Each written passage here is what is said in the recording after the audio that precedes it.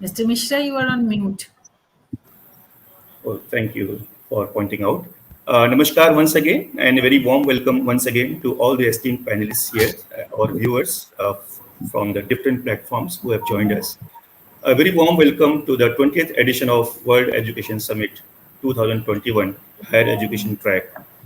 WS over the years have become one of the flagship events of Elets Technomedia under the aegis of its flagship magazine on learning by the name of Digital Learning, which attempts to bring together some of the finest minds of the education ecosystem on a common platform to discuss the key opportunities, challenges, scope, and innovations which are shaping our world of education.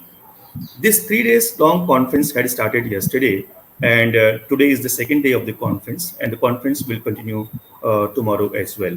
This conference is exclusively dedicated to the higher education track, and we have a different track for the school learning ecosystem. The world of education has gone a paradigm shift in the last 18 months.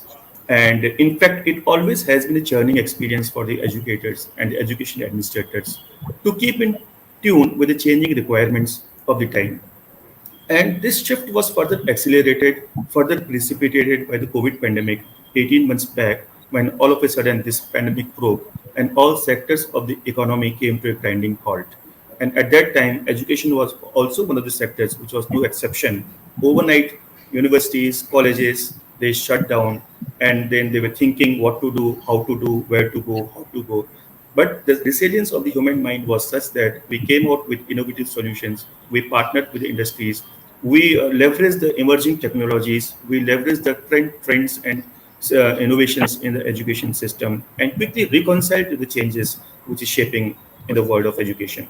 So this conference has attempted to discuss and deliberate some of the issues which we have faced in the past 18 months, plus also which we have been facing before the pandemic broke down, particularly with regards to the relevance of the course curriculum, with regards to the industry readiness of our students, how industry ready we are our courses relevant to the requirements of the industry or not? Are the students, are they really ready for meeting addresses of the future or not? This and much more we'll be discussing in this conference. And this topic, this particular panel discussion, we would be dedicating to the topic of admission to the higher education challenges and opportunities. As I outlined, some of the major challenges like the challenges of infrastructure, the challenges of providing an inclusive education to all the sections of the society, the challenges of keeping and making our students future ready, the challenges of making industry relevant course curriculum and rolling out infrastructure which is in tune with the changing times. So this to discuss this, I am here privileged and delighted to host a very esteemed panel here of eminent academicians from the length and breadth of the country. Please join me in welcoming Professor Ambarish S. Vidyarthi, Vice Chancellor, Bikner Technical University, Bikner. Welcome to the program, Professor Vidyarthi. Please join me in welcoming Dr. S.S. Mantha, former Chairman, AICTE, and Chancellor of TL University in Guntur. Welcome to the program, Dr. Mantha. We are also joined by Dr. Preeti Bajaj. Yes, she's there. Dr. Preeti Bajaj, Vice Chancellor of Galgotias University in Greater Noida. बहुत-बहुत स्वागत, Dr. Preeti Bajaj. And then I can also see on the screen Professor Sujata Shahi, Vice Chancellor of IILM University in Gurugram. Very warm welcome, Professor Sujata. In due course of time, we'll also be joined by Professor V.S. Satyanarayana, Vice Chancellor, C.V. Raman Global University in Odisha. He was with us a short while back, must be because of some technical issue, he has got logged out. So he will be logging in. Am I visible? I see my screen, but and I see all of you. So I just want to confirm. I mean, yes. I can see you. Professor Satyanarayana is there. Sure, yes, we can see you. So very warm welcome to you, Professor Satyanarayana, Vice Chancellor of C.V. Raman Global School in Odisha. So with this, I throw this panel for discussion.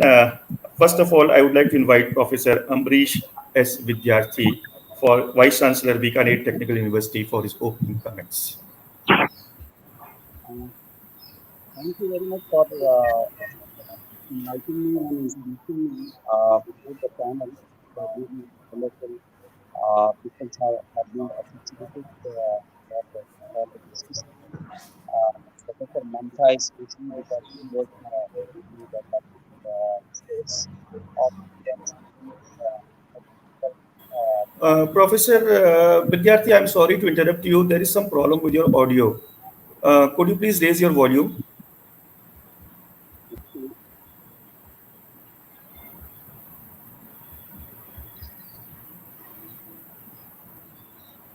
okay. Now it's okay. Slightly better. Am I audible? Yes, yes, now you're audible. Yes, now you're audible. So, Please go ahead, Professor Ambarish. basically, anything has, so good afternoon to all of you, the panelists, and who have associated with the program. And I was thinking of so this very important topic that for what I think that are the start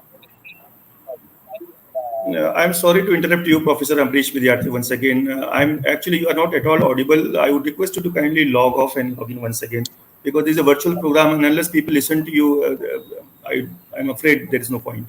So I would request you to kindly log off and log in once again. In the meanwhile, I would like to invite Dr. S.S. Mantha, former chairman of AICTE and Chancellor of KL University in Guntur, for his opening comments.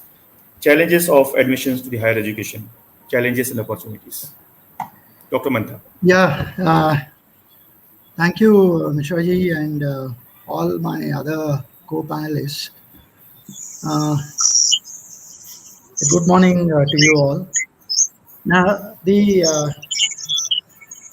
there must be a value proposition for a student to take admission to an institution or a university. The universities and the institutions which we had earlier or even now, I mean, fundamentally, they are not supposed to guarantee jobs, or they were not supposed to guarantee employment per se.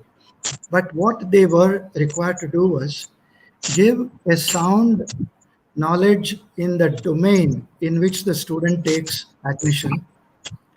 Then they are supposed to impart the logical skills, the analytical skills, being rational, and interpersonal skills, and the campus life that brings in an additional dimension, and so on. So with the skills that they attain in both their domain area, expertise area, and also the social skills that they get, they would fit into any employment scene. Now, that was what the universities were supposed to do. They were also supposed to provide the multidisciplinary environment within the institution, within the university, so that the student grows with lateral thinking ability and so on.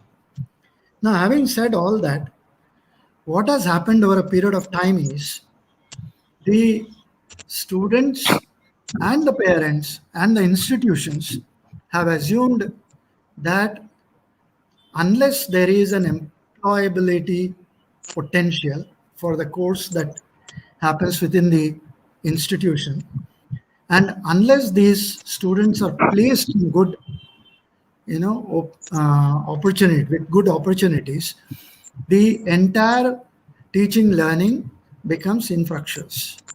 That's something that has come up in the last few years. Now, which means that a student would necessarily look at what is his employment potential after doing a particular course, and he would compare probably the take home salaries once he gets into the employment scene and so on. So now if you work backwards, he expects the institution to give those skills which allows him to be placed in a good, with a good opportunity in a good organization, and so on. So there are two things here. One is the employment skills that are imparted within the institution, and the employability opportunities which are available outside the system. So employability and employment, these two are different. Employability talks about the skills that the student has, and employment is the opportunity that's available outside. So within the technical education space, since there are more opportunities available, people used to come into the technical education space, and it happens even now. In fact, this year the admissions have been much, much better than what was happening in the last 2-3 years. Now, having said all that, the institution, the university, must make an additional attempt to provide those employability skills in order to make his employment a little easy. So therefore, they'll have to look at value-added courses, additional certifications. They will have to, collaborate with the best of the MOOCs providers, like maybe Coursera, maybe edX, maybe Udemy, and so on, and create additional certifications, additional knowledge, in addition to the curriculum that they have, while the student is completing its 4 years. And if the student has about 5-6 good certifications by the time he completes his education, then he has a much better chance of getting into the employment scene. Now, all this reflects back in terms of perception of the institution, and the institutions themselves get into some ranking, and the government also has very recently given the NIRF rankings and so on, and they also get into accreditation modes and so on. So therefore, the parents, the children, they're all well informed about what the institution is, what the university does to the student in terms of the professional growth, in terms of the academics that the student gets, and so on. And therefore, all these things cumulatively help in admissions in the institution. Now, for whatever reason, if the institution is not creating that value proposition for the student, the admissions would suffer. And we are seeing that because today it's no longer a supply side market. The students are very, very, they are very alive to what is happening outside the system. They very well know how the institutions are performing, what is their take on in terms of value additions, in terms of placements, in terms of internships that they provide, in terms of startup ecosystem. I mean, there are several institutions, several universities which provide additional dimensions of allowing the students to get into a startup environment by the time he finishes his education of 4 years and so on. So with all these, and some of the institutions are also getting into fab labs and fabrication labs. They are collaborating with MIT, the parent organizations, and so on. So in short, what it really means is, unless the student gets that additional support, additional to the regular curriculum that he does, even the curriculum must be completely choice-based credit system, where a lot of personalized learning also happens within the curriculum setup. So unless these things happen, admissions would always be difficult, whether the institutions have digital marketing in place or they do not have that in place. Thank you. Well said, Dr. Mantha. Beautifully put up your opening comments, and very well said regarding your point of employment and employability. By employability, you are perhaps referring to the skill sets acquired by the students during his learning journey in the institute or the college. And by employment, basically, employment depends upon a number of external factors also beyond the control of the universities. Basically, we are talking about the opportunities which are there for that particular course. Yeah, yes, just one sure. statement. Today, the students and the parents are actually looking for a return on investment, which we were never thinking of in the earlier days. So exactly. that becomes very, very important. Thank you. and their choice of or their decision of or the demand of getting a robust ROI on whatever they have invested is also guided by, because there is a lot of transparency, as you rightly mentioned, that no longer now it is a supply sided industry. Students are well aware of the rankings of the institutes and how are they faring, how is the overall culture. So a lot of factors are there which is guiding this. You rightly mentioned about the value proposition also. Unless we create a value chain within the institute, wherein a particular course is further enriched by different other certification courses, accreditation with different universities and institutes, plus also additional certification, collaboration, encouraging startup environments. Means that stale curriculum, which is not dynamic, static curriculum is no longer going to help. This is perhaps what you are basically trying to say. Here, I will like to rope in Dr. Once again, let me check if Professor Ambarish is there now. Ambarish, can I have your opening comments on this topic, if your audio is correct now? I am fully agree with the the Yes, now comments you are which audible. Professor Mantha has described. The new education policy has started the institutions. I hope that some of the issues described the new education policy, especially as the candidate have. Uh,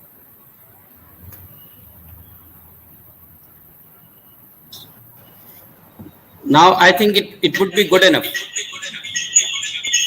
Now it is perfect. Okay.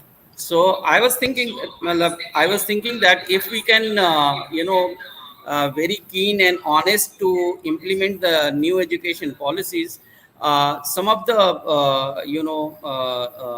the traits which Professor Mantha was, telling, it can be achieved. And because it's again the problem is that the 4 years programs is during the 4 year programs a lot of the condition varies, especially like in case of this pandemic.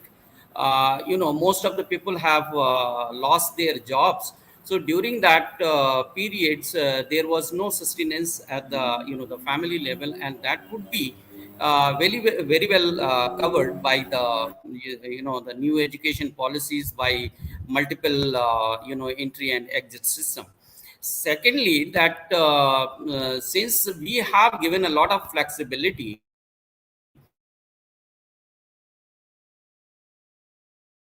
the choice of the subjects which the student can take, and then the other universities, it may not be restricted to its own university or institution. It may be accessible to other organization. So especially if the person is witnessed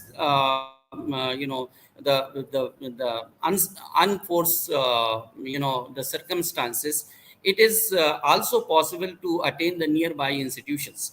So definitely the scenario is admission, especially in the term of admission, it's going to be changed, and we are very hopeful that the government or regulatory bodies who are taking the steps towards the increase in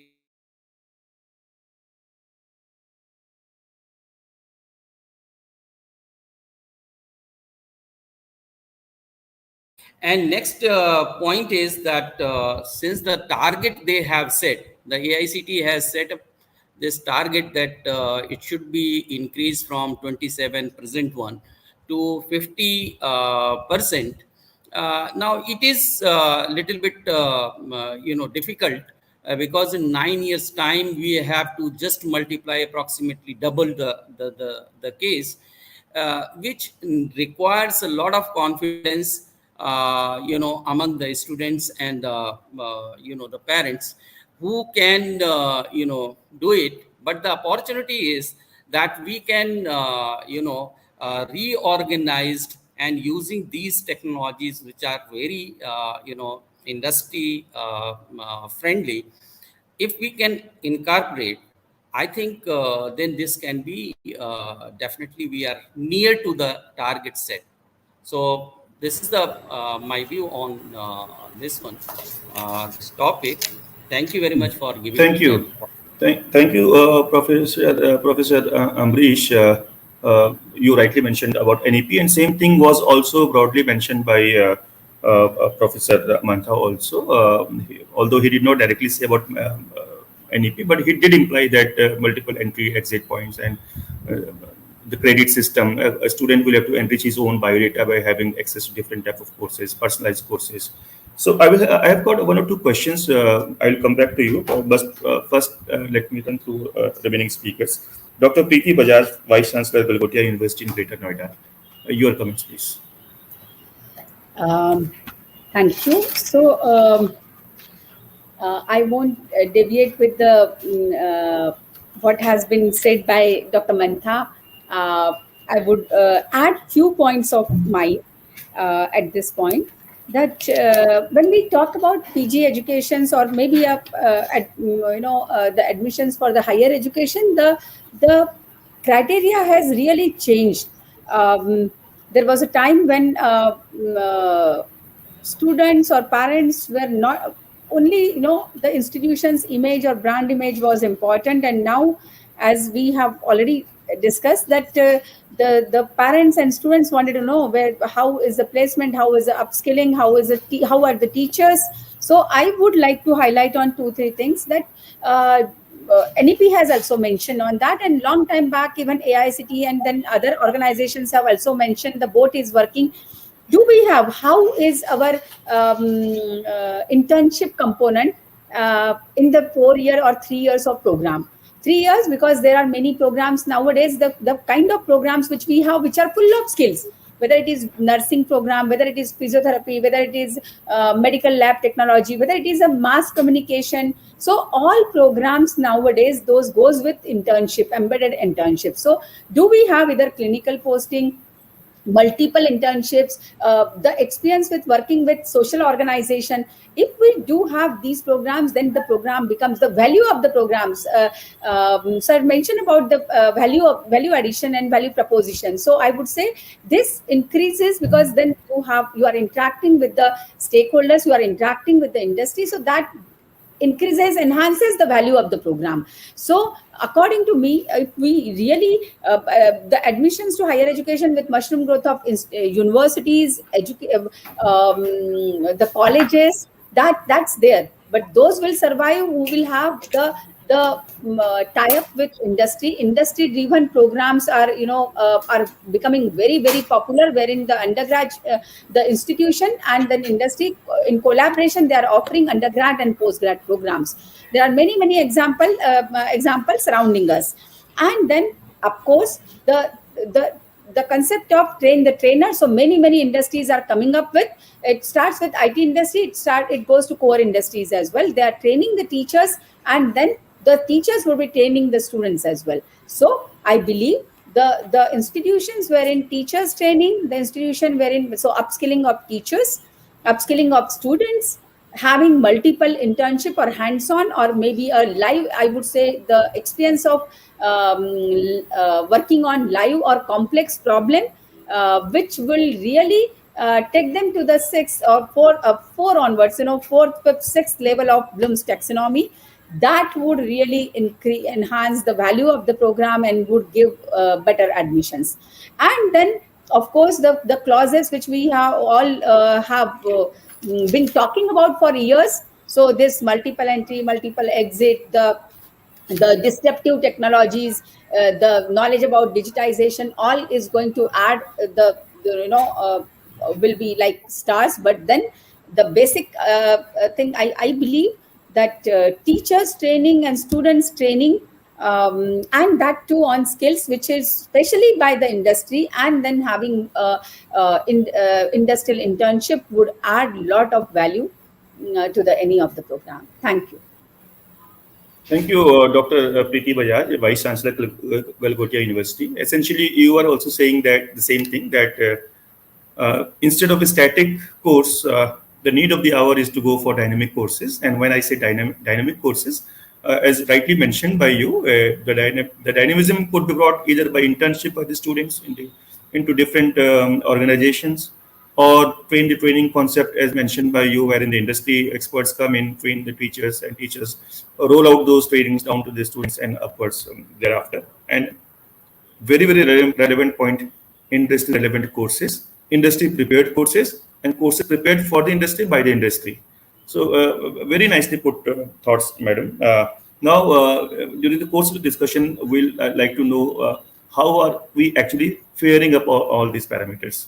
This is the wish list which we are getting. Now, how on the implementation front, how are we actually faring on all these parameters? I'll come back to you. Before that, let me invite Professor B.S. Satyanarayana, Vice Chancellor C.V. Raman Global University in Odisha. Professor Satyanarayana, sir. Professor Satyanarayana, please unmute yourself. Oh, yeah. Okay. Yeah. Thank you.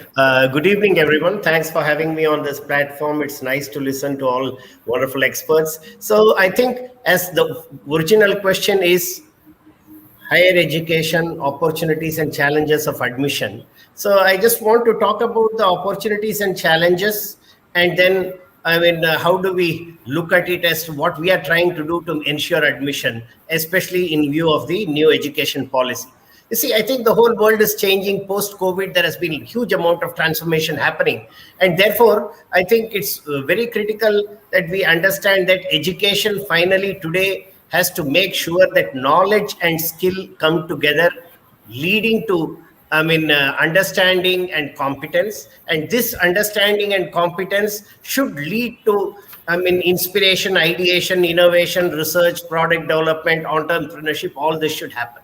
For all this to happen, I think, therefore, the overall education system has to therefore deliver knowledge, skill, values, as Professor Mantha started off with, and attitude from the student or in the first instance. And this again has to happen. When we say knowledge again is multidisciplinary. Here you have first a discipline knowledge. Then there is a multidisciplinary knowledge. And then there has to be an epivistic knowledge. That is, they should be able to practice it at the level of an expert. And then beyond that, go into procedural knowledge for implementation process systems. So all this has to be effectively delivered in this knowledge system, leading to creating new values, ability, because critical thinking, analytical thinking, all this will come together, ability to reconcile with tensions and dilemmas of every situation, taking responsibility and creating transformational changes, transformational competences. So only then I think the education becomes very meaningful and valuable. And to do all of this, the best part as far as opportunity is concerned is that we are in the middle of a knowledge economy. The whole world is looking at India in global value chains post-COVID. And in whatever parameter you look, India is looking at number 1 or number 2 in terms of the global value chains. So it means, and plus we have the demographic dividend when most of the developed world is aging. So it means India has a robust opportunity, but at the same time, it is not our education so far. All our progress of 2.5 trillion is irrespective of our education. Honestly to say, because everything is imported technology, production and scaling up. So if we have to go to 5 trillion or 10 trillion, there has to be a transformation that knowledge creation, comprehension and dissemination happens between academic institutions, MSMEs and also Indian MNCs. And from there, the ecosystem creates and then scales up and opportunity comes, rather than having imported technology where opportunities of our jobs will be further reduced. So startup ecosystem has to grow. So for this, all of this to happen, and especially doing all this with the sustainable development goal and circular economy in also being taken into consideration. Therefore, I think education system in the future has to look at the digital divide. How will we bridge this digital divide? Can we give sufficient knowledge and skill competence which can be transformational in nature? And how do we manage with the migrant background? And truly, can we bring in R&D into our education system? Because that has been the bane of the system. That today, if you look at all R&D, Indian academic R&D, for example, last year, if 2018-19, US universities generated about $2.5 billion worth of revenue in R&D and licensing and patents. all of Indian universities, national laboratories together hardly managed a few $100 million. So I think we are nowhere in the, so R&D is very critical. Internationalization has to happen, and also our curriculum and instruction teaching platform, national education policy gives us a wonderful, recipe. But then for that recipe, do we have all the ingredients? Do we have all the process and methodology to deliver it? Are the challenges that we are facing? And therefore, there could be multiple, and plus industries are already saying, I am happy with the competence skill. When Elon Musk says, if somebody has a skill, I'm ready to employ. So for us to be viable, we have to look at how do we survive and transform in multiple scenarios. A scenario where it is business as usual, degrees are valid, or a scenario when already a lot of education is outsourced and people say bridging course is good enough, certificate and competence is good enough, or you go to a further scenario where we are just in the hubs working with industry system. Because for example, a country like Korea today says employment first, learning less. After 100% gross enrollment ratio, now they say first get into a job and then start learning relevant to the job, because everything is changing very dynamically. The skills that were needed 5 years ago is not needed now. So in such transformatory changes, or again, learn as you go, as forever is how Korea wants to look at. How do we, so it's between virtual and reality, potential and capabilities, form, and how do we bring in formative assessment as the new education policy goes? Having looked at all of them, for example, what we have tried to do, is that we have now said knowledge and skill has to happen together. And therefore, we have created 25 centers of future skills. Therefore, a student in the very first and second year of the second year of the program, depending on whether it is arts, science, hotel management, engineering, agriculture, they would all do foundation courses. Along with foundation, they will do a course of programs on system and design thinking to learn about with project-based learning. Mandatorily implement a project with a multidisciplinary approach. And within the second year, learn 2 to 4 skill courses. And thereafter, in the higher semesters, again, project-based learning with design development linked to the skill is being built, so that from the very first year, they are learning in a project mode. All assignments are again case studies and project in a multidisciplinary mode, so that students, before they come to the final year itself, they have some passion developed, because they know how to do with system and design thinking. They have done projects with this multidisciplinary approach, and possibly developed passion, because for everything that is taught, you are given a local context, a global context, a national context, along with aspects of, as I said, sustainability, circular economy, because even that itself is a huge we have created a metrics for even assessment for faculty, so that education is no more lesson planning, but outcome planning with assessment metrics to assess all the various skills of students. We have created them. And so with this 25 centers of excellence for an 18-month university. Of course, we are a 20-year-old engineering college and an 18-month-old university. Today, we have 20 incubated companies. Our student have won world's first gold medal for India in skilling. And we have this year also multiple students have been selected for the next world skill contest. And last month in the regional contest, 38 students won awards in skills, gold, silver medal. So we are saying make skill aspirational, and provide best of trainers and infrastructure, and then link it to education through project-based activity and design thinking, so that students now know that you can take this skill to a higher level to product and process development with a multidisciplinary approach. And then also, of course, using the whole bank of credit provisions or multi-entry, multiple expelled students. Professor Satyanarayana, please conclude in 1 minute, then I'll take the next speaker. I'll come back to you after. What I say is, it needs a huge transformational capability created in the education. And we have tried to create a multidisciplinary skill and knowledge linked system linked with industry-based labs. And I believe this would be a possibility, and we all need to look at it. Cannot be incremental or business as usual, but our education has to be transformatory for the pace at which India needs to change for Atmanirbharta. Thank you. Thank you. That was Professor B.S. Satyanarayana. He was mentioning some of path-breaking initiatives which has been going on in his university, C.V. Raman Global University. And this is actually one of the basic aims of conferences like this, that we come to know about the latest innovations as well as the best practices and try to learn from each other's best practices.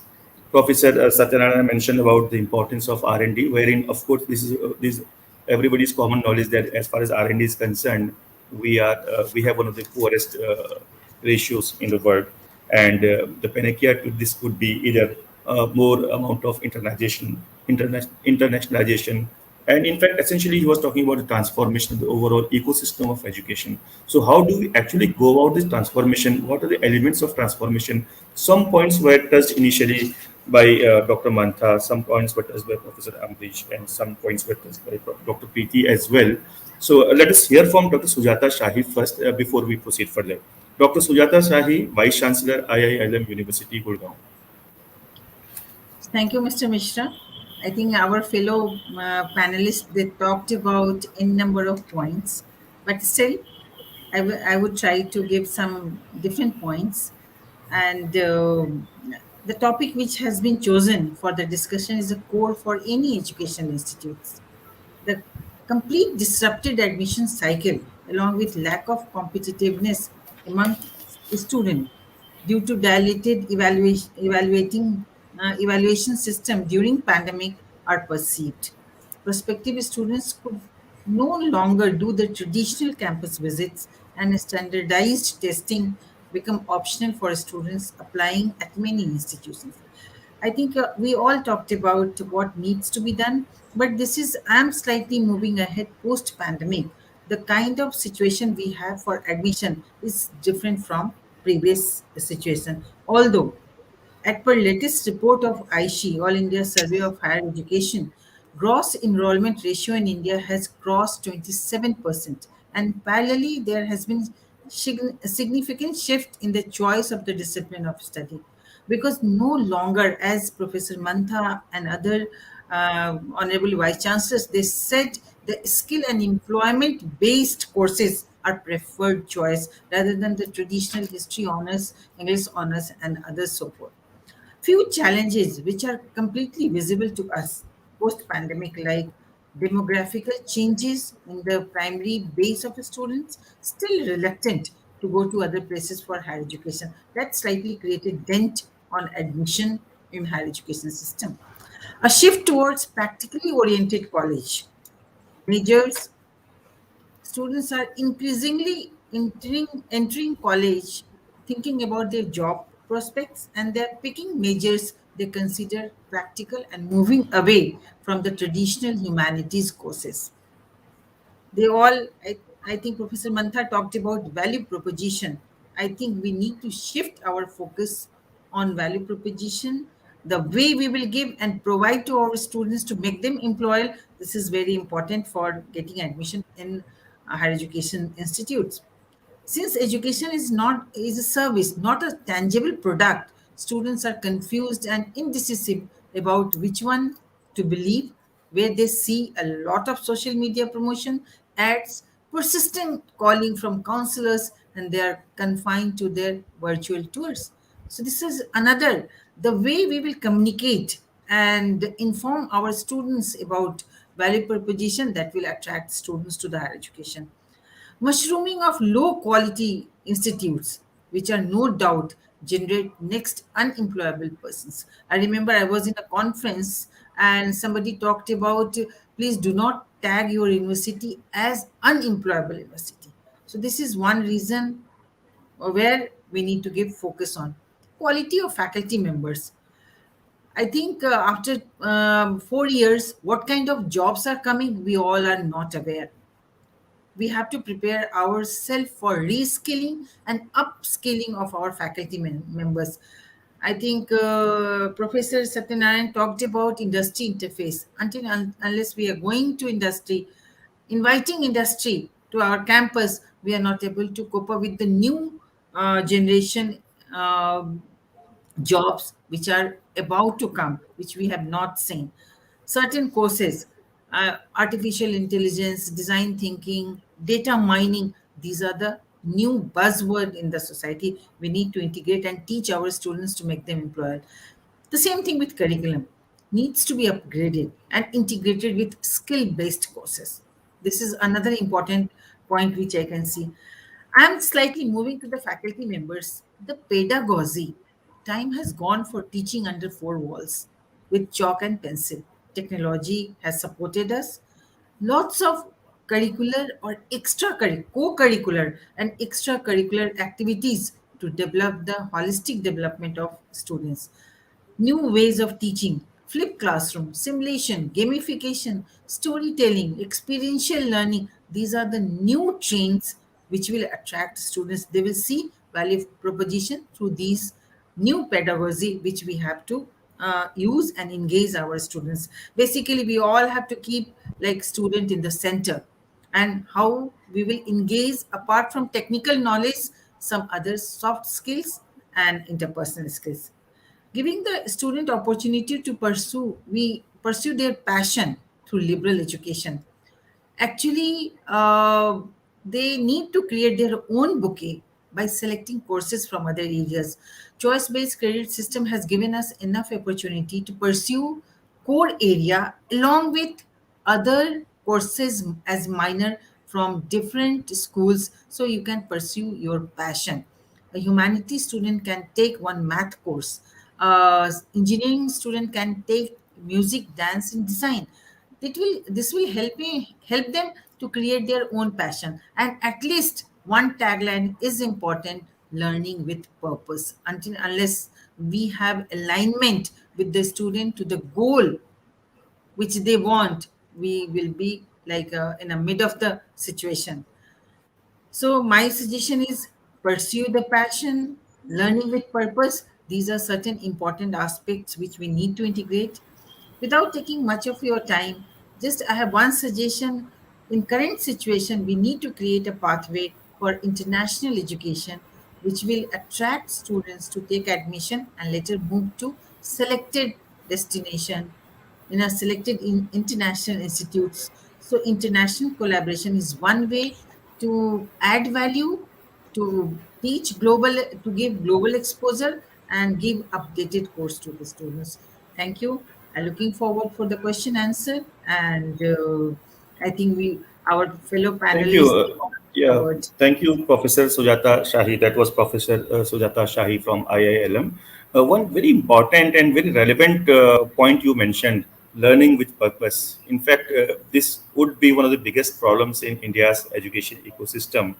That almost maybe that I'm wrong with the statistics. If not 80, at least 70% of the students would not be knowing that why are they put enrolling themselves into a particular course, what is their objective and goal in life. And as rightly mentioned by Dr. Mantha in the initial opening remarks, the mindset also. So this is one of the major problem. Dr. Mantha, if I can come back to you, sir, how you were mentioning about the perception, the rankings of various institutions, which has been made more transparent in recent times with Government of India's efforts also. So and this is basically a chicken and egg stories. Like if our perception is good, we have better students. If we have better students, our perception ultimately becomes good, and vice versa also. So how do we really fight about in thwarting of the negative perception? I'm talking about the low-rung institutes. What needs to be done that they come up the ladder, improve their perception, and then are able to attract the brighter students, which in turn get employment and in turn bring good name to the institute.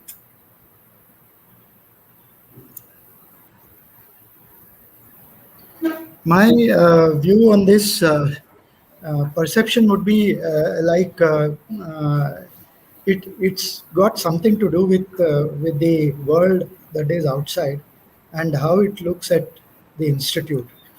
Now, as water finds its own level, the students also find a level within the institutions. So it's natural that the good and the better endowed institutions will attract the better students, and then you order them down. The end of the students would probably also, end up in the least endowed institutions. Now, all this happens on a perception level. Like for example, many years back, we were doing, we were actually doing the entire state level admissions. and we had almost a lakh of students, and there were almost 250 institutions within the state government, and we didn't have privy to all these ranking agencies and the ordered listing that is available through accreditations and so on. Very few people were actually accredited at that time. I'm talking of the mid 90s. And therefore, what used to happen was the students were very intelligent. They used to actually, students and parents, they used to go and visit the institution, find out what they have, what they do not have. And they also used to make their decisions on how near the institution is to their place of residence, and things like that, and what is the cost of education through 4 years in those institutions. And the whole perception is carried out on those parameters. And these parameters were uniformly similar to every student parent reference in that list. Now, however, what today, the things are very different. There is a certain process that is followed by the ranking agencies in terms of getting the perception of the outside world, where they create a list of experts, maybe 5,000, maybe 6,000 experts, the reviewers, and what they do is they select a list of institutions from a alphabetically ordered list, and then they rank them according to their understanding and their perception. So most importantly, what they look at is the research potential of the institution, the connect that they have with the industry, and the kind of teaching learning process that happens within the institution, their rankings within the agencies that we have, and so on. So obviously the IITs would score very high, the central institutions would score very high in those parameters, and it also reflects in the ranking that has been released recently. But it's very difficult to create that perception. It takes a long time. For the institutions in the US, which we often describe, recently there was the ranking listing that also appeared in the US, and Princeton seems to be the first listed in that list. So therefore, it's a cumulative effect of all the stakeholders, what they perceive, how they perceive of the institution, what kind of connect they have with the government, what kind of connect they have with the society, the outreach activities that they do, and what kind of connect that they have with the research organizations within their space, and how do they, like for example, some of the institutions were very actively involved in finding out a solution for various problems that the COVID pandemic has thrown up. And recent rankings have also reflected that. So the perception is something that will have to be built. It doesn't happen within 5 years or 10 years. A Stanford is not today a Stanford because somebody has said that it is good in the last 5 years' time. It has proven to be good for the last 100 years, probably for the last 150 years. And therefore, every activity that adds value to the institution in terms of its deliverables and in terms of its students, in terms of its faculty, in terms of its connect with the outside world, in terms of industry, and so on, all this count in deciding what the perception is. Yeah, thank you, Dr. Mantha. In fact, this is turning out to be a very interesting discussion, and it's a very relevant topic also in today's times, particularly when you are having such eminent academicians in the panel discussion. Then we can discuss but unfortunately I have limitations of time. Before we actually conclude this session, I would like to have a quick comment from Professor Ambarish Vidyarthi. Would this COVID be a turning point? Will there be some sort of churning in the India's university ecosystem post-COVID? Professor Ambarish Vidyarthi, am I audible to you? Yes. Yeah. According to you, would there be a churning sort of thing happening now going forward? Because all of you had mentioned about the role of new pedagogical tools, new technologies, new infrastructure, industry-oriented courses. So would this be there be any churning now? Professor Ambarish? Yeah, definitely. It was a major, the forces who have put on the, to think on, to utilize those online tools and the pedagogy, entire, the system has been is reached to a very dynamic level, because we don't have the condition, and uncertainty was a lot. And but meantime we have to cater the need of the students and the expectation. So definitely this has given an opportunity to re-augment our teaching pedagogy and the option available. And definitely it has in entire, not only the India, entire globe has been benefited by this force situation. So now the new systems, or even in the futuristic planning, we have now the online teaching mode is on the central of any of the institutions. This is a new Definitely. normal. Professor Satyanarayana, would you like to add on to what just Professor Ambarish mentioned? I believe absolutely there is going to be a huge churn. As Professor Mantha mentioned, advanced institutions have been there for hundreds of years, but there are also now examples of universities from, Singapore, Hong Kong, Taiwan, to even Turkey figuring in the top 200 within 15 to 20 years also. And now, government anyway is not in a position to invest. Innovative, transformational, the agile private universities will truly see that they transform and figure globally, especially when India will be the center of the knowledge hub with its demographic dividend, and also, as I said, global value chain activities. So I hope, and there have even been other previous projections, that there could be even 25 to 30 universities in the next 10 to 15 years figuring in the top 200 from India. Even from private, not just the business as usual old institutions. And those transformation I expect will happen in this knowledge economy enabled by entrepreneurship and Atmanirbharta focus. We also hope so that it comes so sooner than later. And in fact, we are very well positioned also, as you are rightly mentioning in your previous address, that if we were to achieve our goal of becoming a $5 trillion economy, that would not be possible without becoming a knowledge economy. A quick closing comment from Dr. Preeti Bajaj. The road ahead from here for India's higher education ecosystem. Dr. Preeti is still there? Yeah. Road ahead for the university ecosystem from here. So I would pick up the point which you have asked to Professor Vidyarthi about whether the epidemic has helped us to change the technologies and how would be the road ahead. I would say that during the epidemic we have just done the experimentation. It was all it was learning for us. So very recently I have seen a document which was released by UGC as well on blended learning. So yes, that's going to be a change maker in the Indian education system.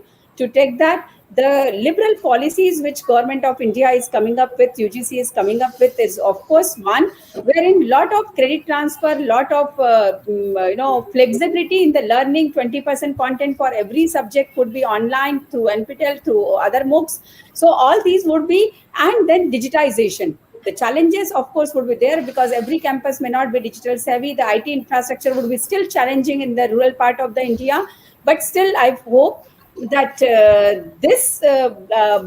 the blended learning and then the digitization, the use of technology in teaching learning and especially assessment is going to give the India, the Indian students and then educational institution at par with many institutions. I won't say world class right now to start with, but yes, hoping for the same. And I'm sure, as Professor Satyanarayana has already said, that yes, we are looking for, and the thrust which is being given all over the country on entrepreneurship and innovation, and the campuses are, the students are taking interest in these activities would be again another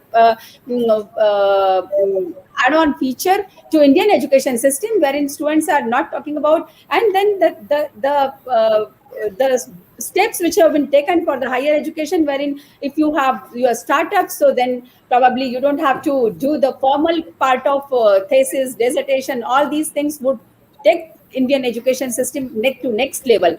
But yes, to be world class, it would take some time. But yes, that would be. Thank you so much.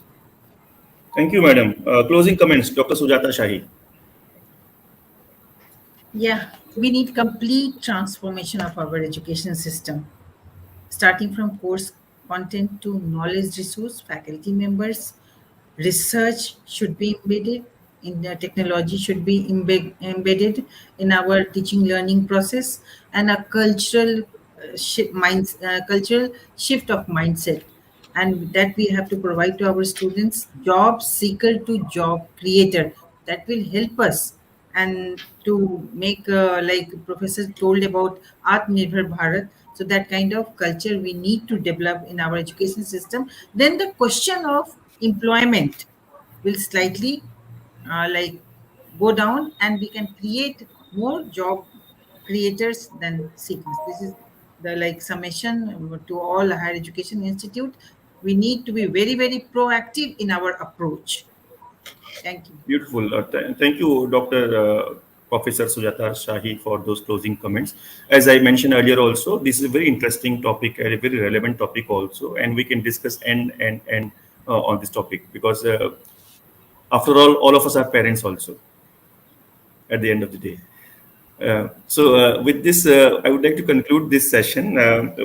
Thank you to all the panelists here, a very distinguished panel from different universities from the length and breadth of the country, discussing the challenges and opportunities of India's higher education ecosystem. We discussed about the current status of things and where from we intend to grow from here. How do we intend to go from here? How can technology can help come in handy in this technology, in this transformation of the education system? And also, how do we change the entire mindset from becoming a job seeker to a job creator? How do we create that sort of system? And our universities are the breeding grounds for tomorrow's India's children. So with this, once again, my heartfelt thanks to all these panelists here. Before we actually conclude, and this is the conclusion of this panel discussion, this 3 days conference, which started yesterday, will go on tomorrow as well. But before I conclude this discussion, a small token of appreciation from Digital Learning Magazine and Elets Technomedia, a certificate from our side for all the speakers here. I would request my backend team, this certificate for appreciation for Professor Ambarish S. Vidyarthi, Vice Chancellor, Bikner Technical University, Bikner. Thank you so much, Professor Ambarish, for taking out time. Our thanks and gratitude to Dr. S.S. Mantha as well, former chairman of AICTE and Chancellor KL University, Guntur, for giving his rich perspective of India's education transformation in the higher education space. Our thanks and gratitude to Professor P.S. Satyanarayana, Vice Chancellor C.V. Raman Global University, Odisha. Thank you, Professor Satyanarayana, for taking out time and coming here. Then we had Dr. Preeti Bajaj, Vice Chancellor, Galgotias University in Noida, who shared her perspective of the challenges and opportunities in the higher education space. And finally, we had Dr. Sujata Shahi, Vice Chancellor of IILM University in Gurugram, who gave us a rich perspective on this topic of challenges and opportunities in India's higher education system. So with this, we come to a conclusion of this panel discussion. Thank you, namaskar, and bye-bye. Thanks for giving us an opportunity to interact with all other experts. It's been nice to meet all of you. And you're all invited to visit us in C.V. Raman Global University anytime. I would like to welcome all of Professor Mantha, Professor Vidyarthi, Professor Sujata, and Professor Preeti Bajaj. You're welcome to visit us. And we look forward to physically having all of you at some point of time under some proper occasion. Thank you. Yeah. Thank you. And we'll also look forward to hosting physical conferences soon. Definitely. We would like to have this.